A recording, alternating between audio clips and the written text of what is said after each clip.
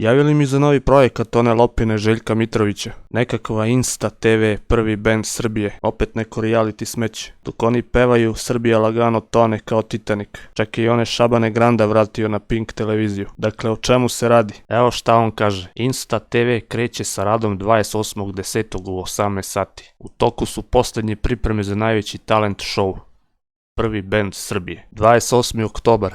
Da mislite šta je 28. oktobra? Taj datum je u sklopu Halloweena, to je noći veštica. Žurka na kojoj se pije krv i žrtvuju ljudi. Mislite da je slučajno Mitrović izabrao baš taj datum? To je što se tiče 28. A dalje on kaže u kojem će 18 devojaka i 18 muškaraca svake nedelje različitim kombinovanjem. Taj broj 18 je značajan elitnim satanistima zbog gematrije. Gematrija je vrlo bitna kod njih, a broj 18 znači daj, umri. Ne bih da zvuči morbidno ili da plašim nekog.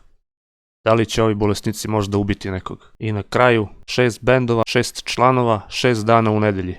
Jasno vidljive 3 šestice. Satanista Željko Mitrović verno služi njegovim šefovima koji su na višoj instanci.